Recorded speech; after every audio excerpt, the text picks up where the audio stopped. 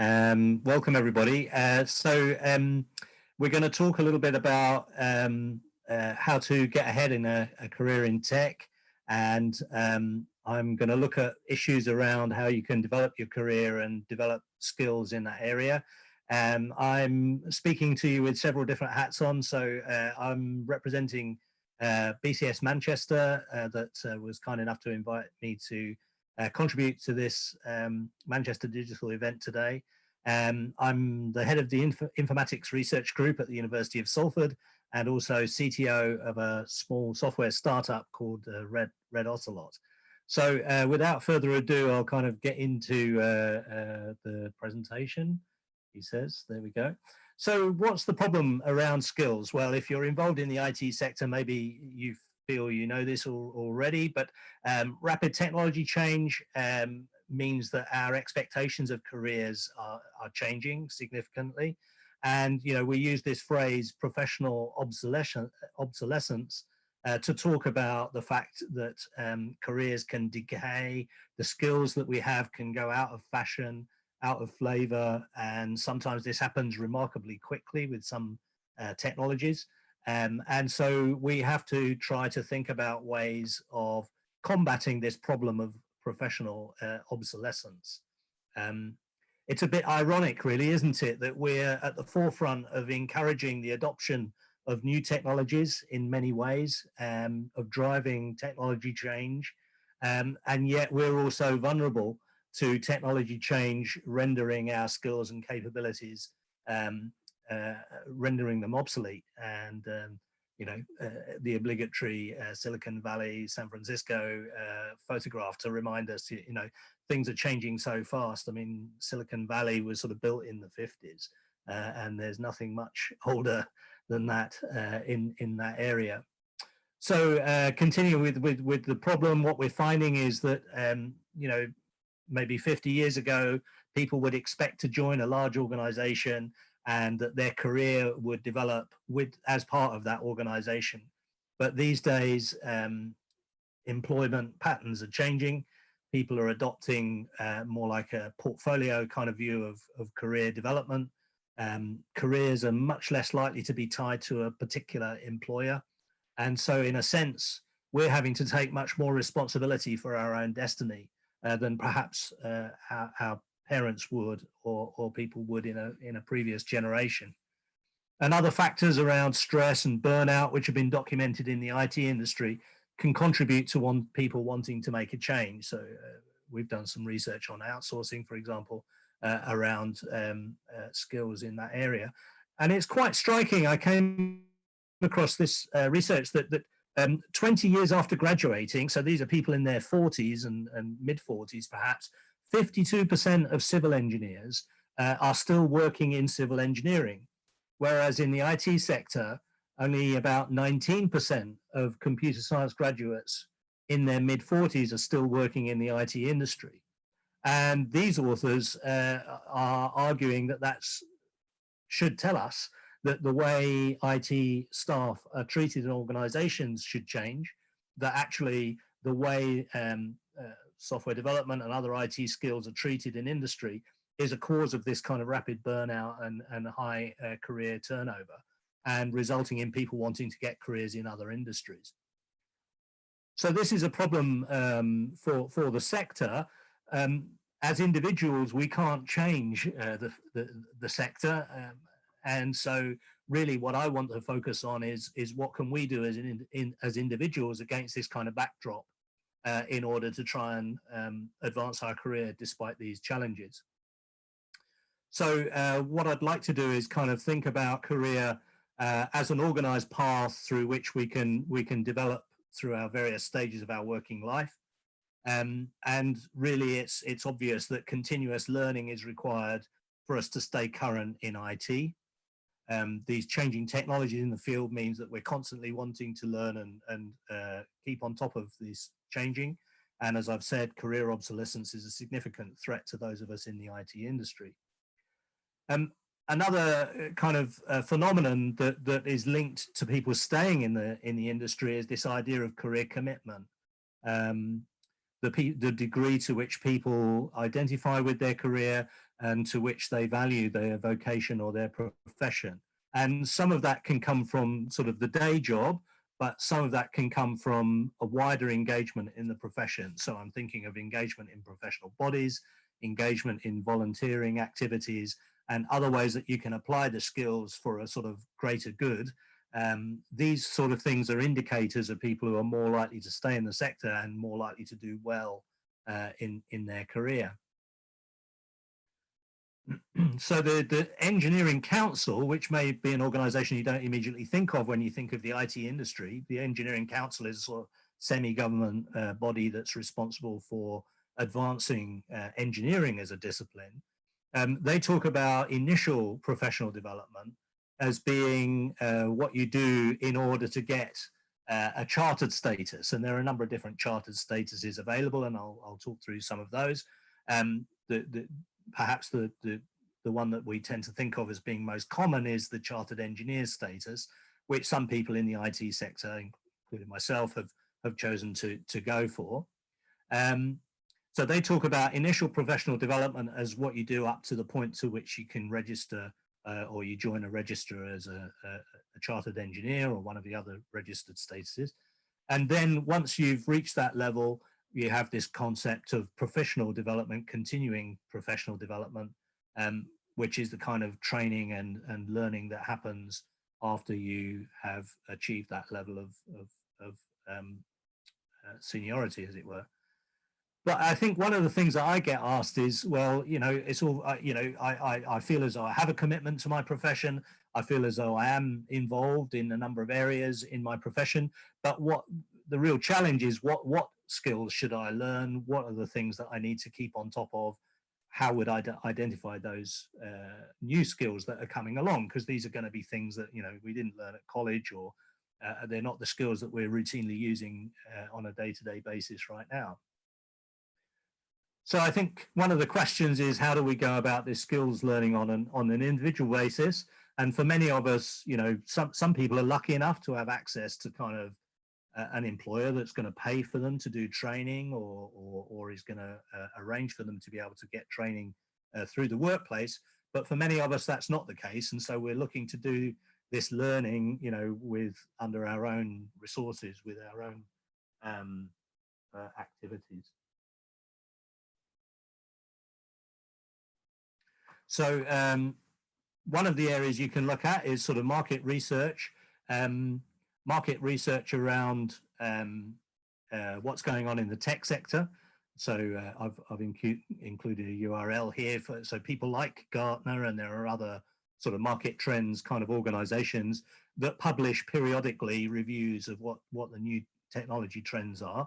And, you know, you can watch those over a period of a couple of years or something and see technologies starting to become more prevalent, and that can help you identify areas that you want to target as for your own training and development.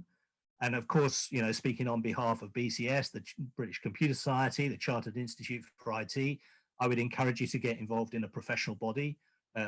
Obviously, I think BCS is a good choice, but I'm also a member of the IEEE Computer Society. And, you know, the ACM is also a large, they were the first international professional body on in the computing sort of field. So those sort of professional bodies have a number of resources available to their members, some of which I'll come on to in a moment. But you can, you know, see what kind of events they're organizing, see what kind of topics are coming up in their literature, in their magazines and journals and so on.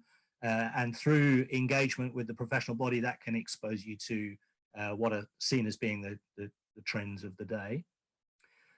Professional bodies often have various kinds of certifications that are aimed at people that are in practice. And obviously you can look at those certifications from the viewpoint of doing the certifications. And again, if you have an employer that's willing to support that kind of activity, you can maybe get funded to sit exams and actually achieve the certifications. For those of us that don't have employers in a position to do that, you can also look at online. There are very often descriptions of the syllabus that is available publicly. So what kind of topics are you supposed to learn? And very often there are reading lists, book lists, and other resources available to allow you to learn about those technologies without actually sitting the certification exams.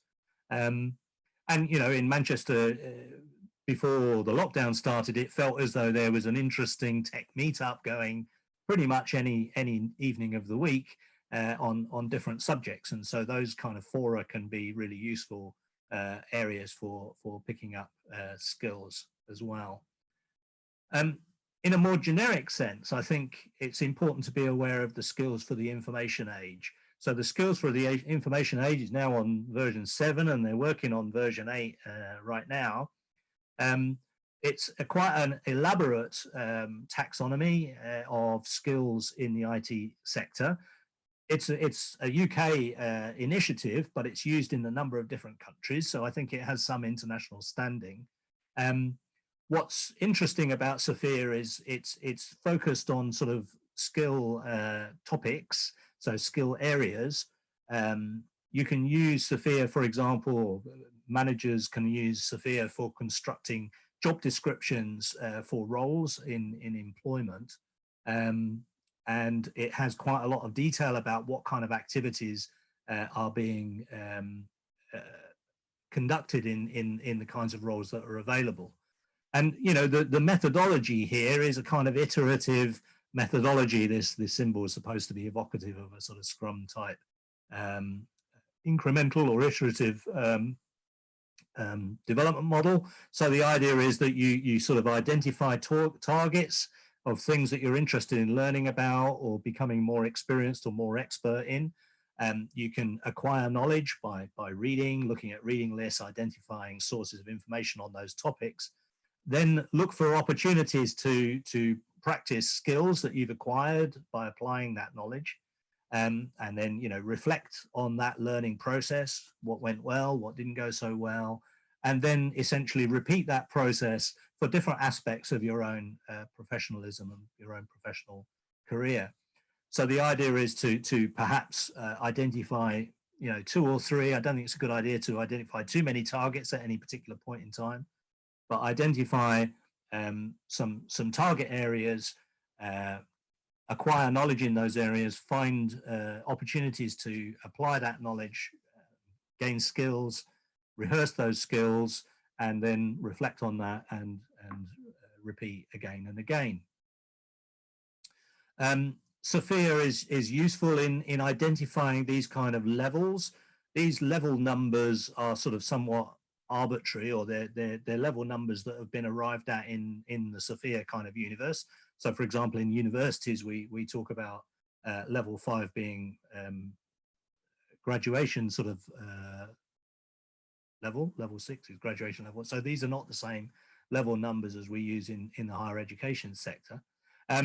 But nevertheless, they're very useful, because what you can do is try and kind of self-assess in different aspects of your portfolio of skills where you fall in terms of these levels.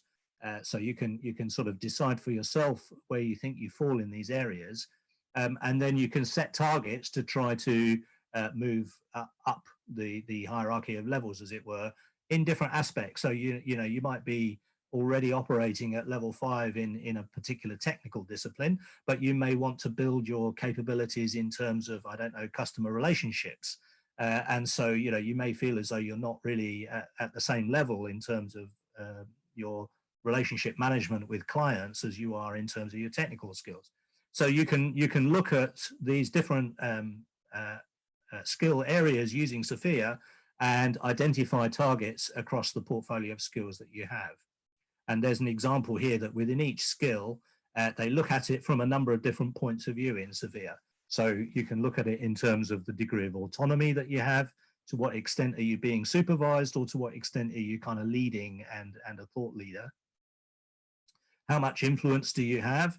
Sometimes influence comes through line management, but in sort of matrix management structures and in portfolio careers, very often we're talking about influencing people for whom we don't have any line management kind of responsibility. We can look at it from the viewpoint of the complexity of the skills that you're able to operate. So, it's one thing being a project manager when there's 2 or 3 people involved and it's a project that lasts 6 months. quite different if you're a project manager in a much larger undertaking. So again, you can look at these aspects of the skills through Sophia.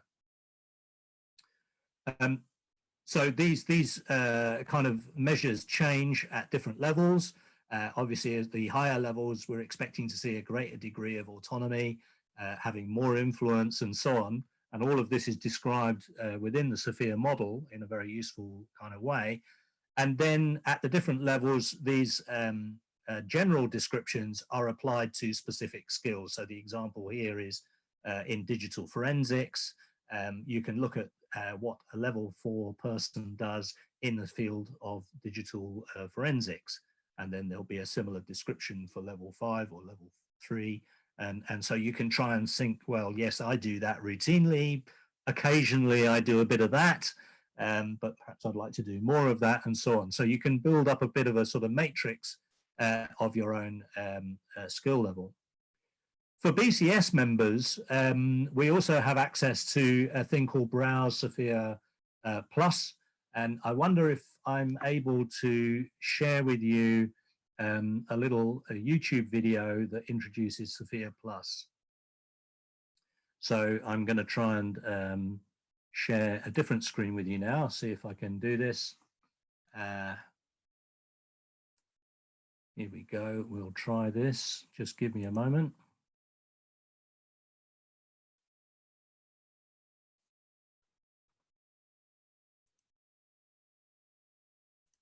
Are you lacking direction in your job, facing job uncertainty, or looking for a change of career? Do you want more guidance about your career options?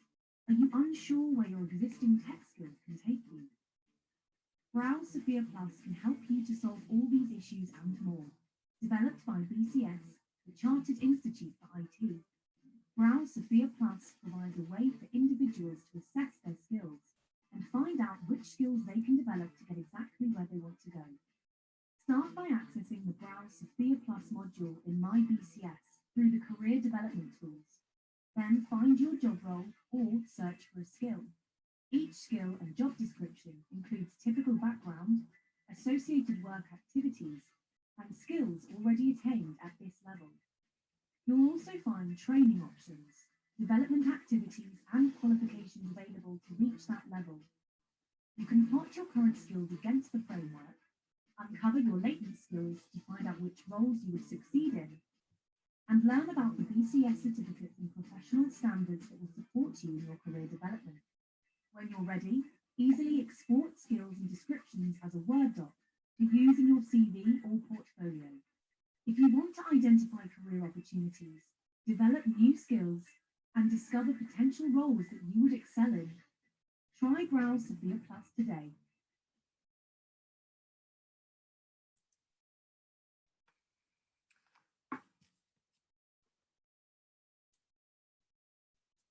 Welcome to the introduction to various. Right, sorry about that. Right, let's go back to my slides then, because that little video was just intended to give you a quick overview of this other facility that's available for BCS members, which is this Browse Sophia Plus. So I've mentioned that Sophia contains skill categories.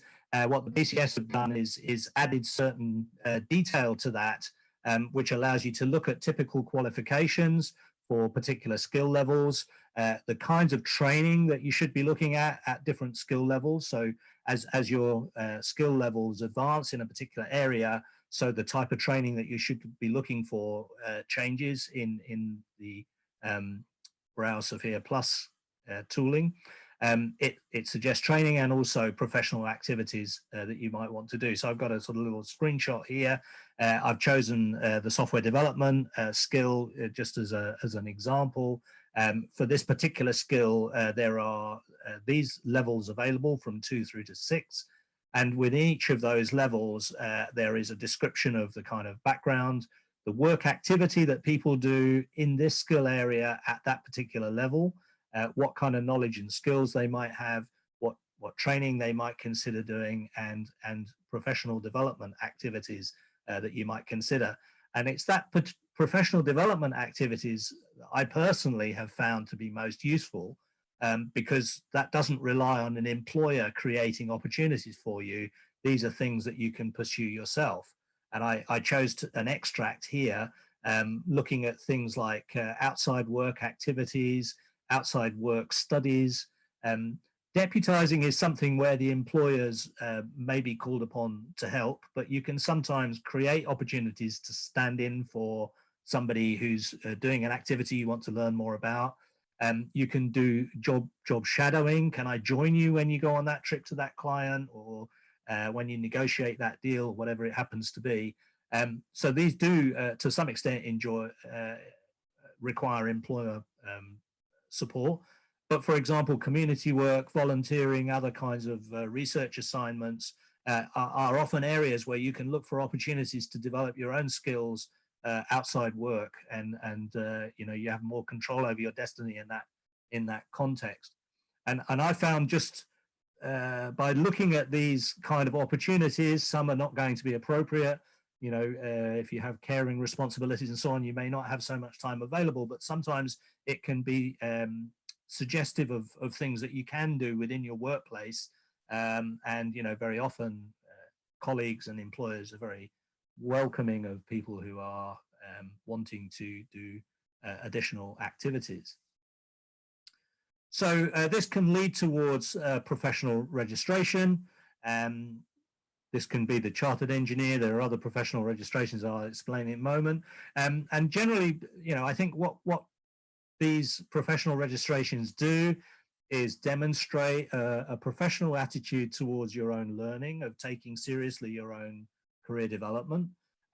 They can enhance your status and enhance your self-esteem in terms of your own kind of career development and career status. It gives you some international recognition because there are international agreements around these registrations that ensure that the standards are agreed internationally.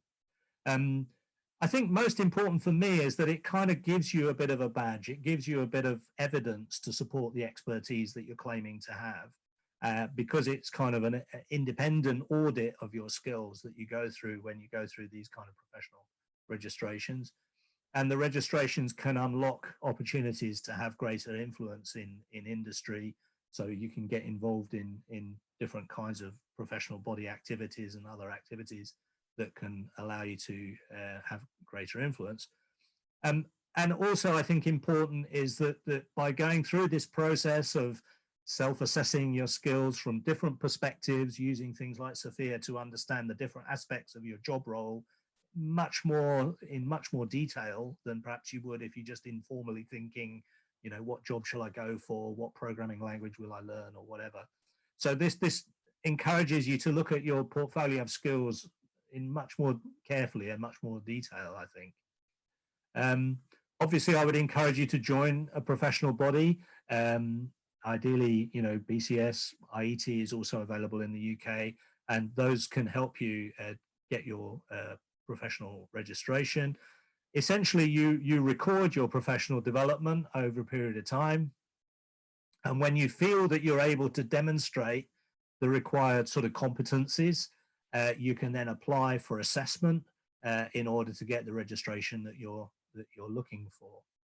There will be requirements for academic qualifications, and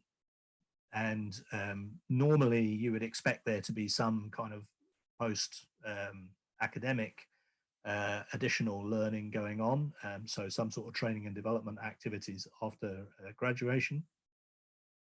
And you keep a personal record of how your competencies are developing during the registration process. And I've taken this rather sort of complicated diagram, but just to illustrate, I mentioned chartered engineer is perhaps the most common. There's also an incorporated engineer status, which some people are interested in some of the sort of IT related areas of the armed forces. For example, IEng is quite a popular professional registration to go through. The BCS has its chartered IT professional status, which is sort of lies arguably in between IEng and CEng, but is a dedicated IT capability, competency. And then there's the engineering council's engineering technician or ICT technician, which is a sort of level 3 kind of level of qualification. You know, internationally speaking, the IEEE has a kind of software development practitioner. I forget the precise name of the certification, but they have quite a lot of resources online available freely for you to look at what the syllabus is for that certification, what kind of skill set they're expecting. So you can use those resources as well as the resources that I'm describing here from the Engineering Council resources to try and identify priority areas for yourself to develop your skills portfolio. So I'm coming towards a conclusion. You know, what are the rewards of all of this? Well, the IT industry is now a global industry. You know, the question is, where do you want to go? Do you want to live in Manchester? Do you love Manchester? Are there other places you'd like to visit? Are there other international opportunities you want to take advantage of? Going through these career development opportunities gives you chances to work essentially anywhere that you would like to work in the world. I think the professional registration gives you visibility of skills and achievements, gives you international recognition, and enhances opportunities for career progression. What's also interesting, I think, is that if you start going through this process, learning more about your job and learning more about the things that you're excited by about working in the IT industry, in fact, has its own rewards. So evidence here is quite recent, coming from psychologists talking about how the process of learning gives intrinsically is rewarding in itself, regardless of any career progression that might result from that. And that actually creating for yourself regular opportunities to learn is itself important for well-being and helps you develop your own self-esteem. And that also, you know, you get positive feedback from others who sort of are impressed by your capabilities and the skills that you have on offer. And so you get a kind of a benefit regardless of any kind of monetary or career benefit that comes from these sorts of activities. So there was a couple of references to some of the research that we've done about professional activities in the University of Salford. But as far as I'm concerned, that's what I wanted to say today. So